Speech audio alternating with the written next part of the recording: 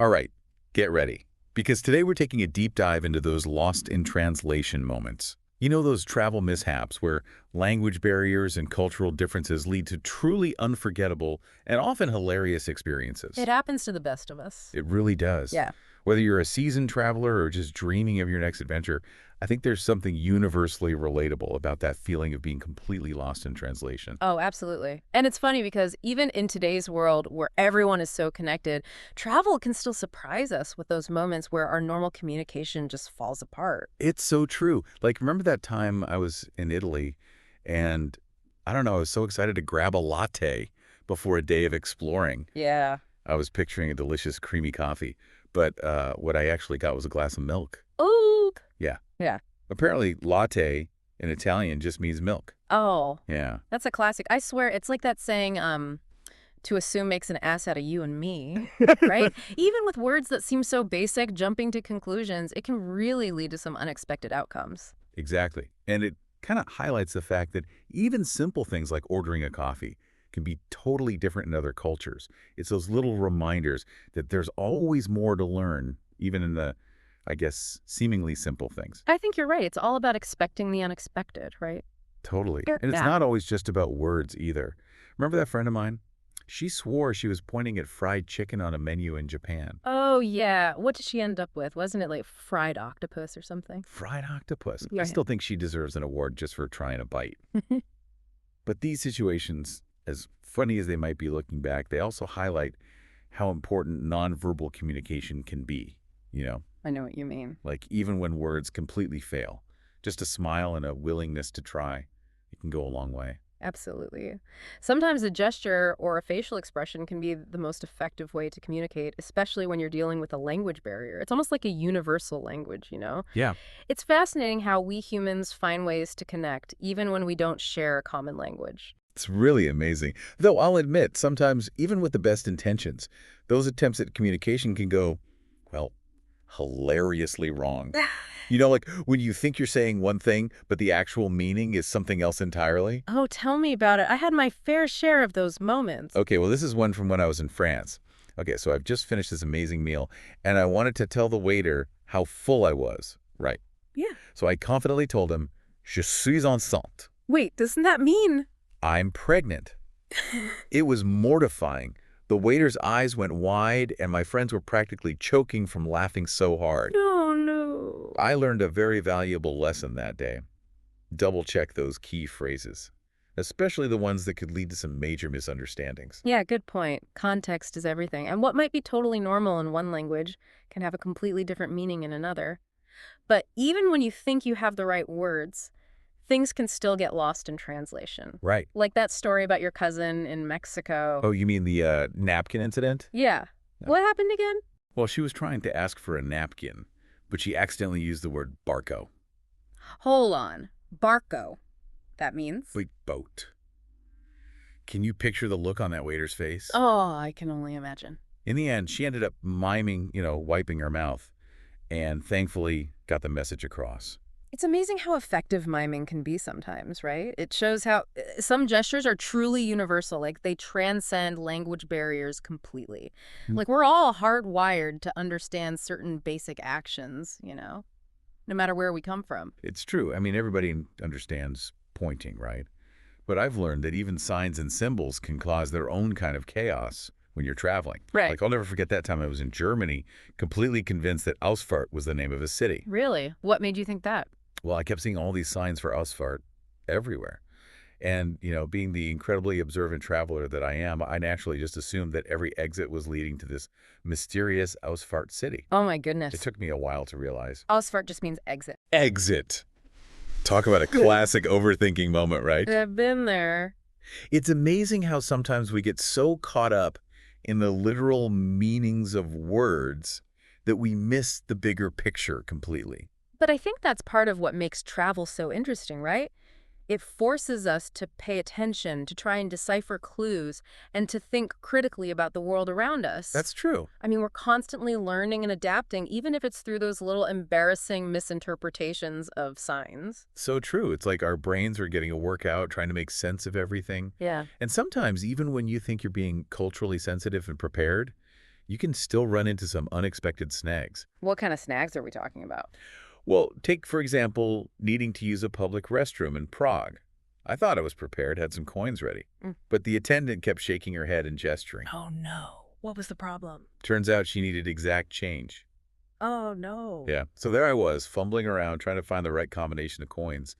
But I just gave up and found a cafe with a free restroom. I've done that too. Definitely a lesson learned about being prepared and understanding the local customs. Absolutely. Those little practical details can really make all the difference when you're traveling. But you know what? I think it's time we talk about the silver lining of all these travel mishaps. Because as frustrating or embarrassing as they might be in the moment, They really do. they often turn into the most memorable and valuable parts of our trips. They totally do. It's like they add this extra layer of richness and humor to our memories. Speaking of memories, I bet our listeners have some pretty epic travel mishaps of their own. I would love to hear about them. What are some of those funny or awkward or just plain bizarre experiences you've had? Yeah.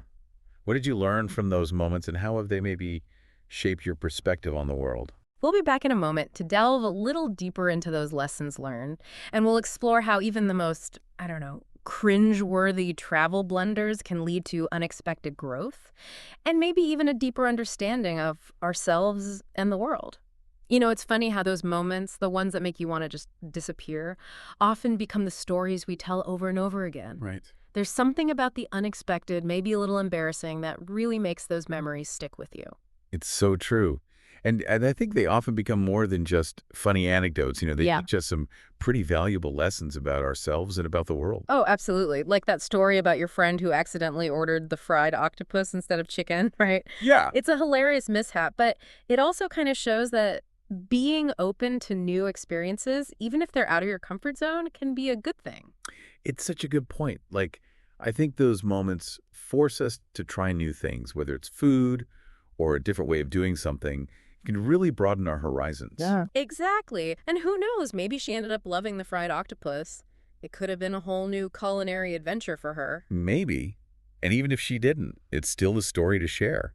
And it probably sparked some curiosity about Japanese food and culture. Yeah, it's like those mishaps can be these little gateways to learning more about the world. It's true. I Yeah. think they remind us that travel is about more than just the sights. It's about immersing ourselves in different cultures, embracing the unexpected, and letting go of that need to control everything. You said it, letting go of control, because those unexpected moments, that's where the real magic often happens. And sometimes they even lead to these genuine human connections, even when there's a language barrier. Right. It's like, remember when your cousin was in Mexico trying to ask for a napkin? Oh, the napkin incident. Yeah. I still can't believe that happened. I can just imagine the look on that waiter's face. But even though there was a miscommunication, I bet there was also a shared moment of laughter and understanding. I think you're right. It's like those little reminders that, hey, we're all human, we all make mistakes, and we can find common ground even when words fail us. Absolutely. And it's a reminder that a little bit of humility can go a long way. Yeah. We're not always going to get things right, and that's okay. It's often those moments of vulnerability that lead to the most authentic connections with people from other cultures. So true. It's about being willing to laugh at ourselves and approach these situations with curiosity rather than judgment. And remember that whole Ausfart incident you talked about earlier? Oh, yeah. I mean, that's like a perfect example of how a simple misunderstanding can turn into a valuable lesson. It definitely taught me to pay attention to context and to not jump to conclusions. That's so important. Maybe to brush up on my German vocabulary a bit more. But seriously, it made me realize that travel is this constant process of learning and adapting. Right. We're constantly being challenged to think differently and to see the world from these new perspectives. And isn't that part of what's so beautiful about travel? It pushes us out of our comfort zones, makes us face our assumptions, and ultimately helps us grow. It really does. And I think that's what makes those lost in translation moments so special. They're not just funny stories, they're opportunities to grow, to understand other cultures, and to create memories we'll cherish. They remind us to embrace the chaos, to find humor in the unexpected, and to approach the world with wonder and curiosity. Because sometimes the best adventures start with a little lost in translation. So we want to hear from you, our listeners. Have you ever had a travel mishap that turned into a valuable lesson, or maybe an unexpected adventure? Yeah. What were those moments where something went wrong, but looking back, you learned something important? We'll be back in a moment to hear those stories, and we'll explore how those cross-cultural encounters can shape our perspectives in ways we never even imagined. Welcome back to the deep dive. Before the break, we were talking about how those lost in translation moments, those cringe-worthy moments, can actually be incredible learning experiences. I agree. And it got me thinking about my own travels. There's this one story that always comes to mind. Oh, I love a good travel story. Tell me more. Okay, so picture this. I'm in this tiny village in rural Thailand, Okay. and I'm trying to find my way to this amazing temple that I'd heard about. Yeah. I had this hand-drawn map from a local, but honestly, it was more like a work of abstract art than an actual guide. Oh, no. I was completely lost, and the sun was starting to set. I know that feeling. It can be a little daunting when you're off the beaten path and you're not quite sure where you are. I kind of panicked at first, Yeah. but then this group of kids came running up to me. They were giggling and pointing. Oh, that's cute. They didn't speak any English, and I knew maybe 2 words of Thai. I see. But somehow, through a combination of gestures and laughter, we managed to communicate. Wow. That's incredible. It's like sometimes when you're forced to rely on something other than words, you can actually tap into a different level of communication. Exactly. And you know what? They ended up leading me right to the temple. What? It turns out I was closer than I thought, just hidden down this little side street. Wow. They were so proud of themselves for helping me, and I was so grateful. It's definitely a memory I won't forget. What a wonderful example of how even when we feel lost, we're often much closer than we think to where we need to be. That's so true. Yeah. And those kids probably just thought they were having fun. But they taught me such an important lesson that day Yeah. about the kindness of strangers, Yeah. the power of nonverbal communication, and just embracing those moments of uncertainty. Those are some powerful lessons right there. And it sounds like you learned a lot about yourself too. Yeah. With your ability to adapt, to problem solve, and to connect with people from different cultures, even with those limited language skills. That's true. It's like those lost in translation moments, those mishaps. They can actually reveal strengths that we didn't even know we had. It's so fascinating how challenging experiences can really bring out the best in us sometimes. It really is. So listeners, the next time you find yourselves in a travel mishap, try to see it as an opportunity for growth. Yeah. Embrace the unexpected, tap into that creativity, and remember, even when things go wrong, there's always something to be learned. Always. And who knows? You might even end up with a great story to tell. That's all the time we have for today's deep dive. Thank you so much for joining us as we explored the world of travel mishaps and the amazing lessons they can teach us. Until next time, stay curious, keep exploring, and remember to embrace those lost in translation moments. You never know where they might lead you.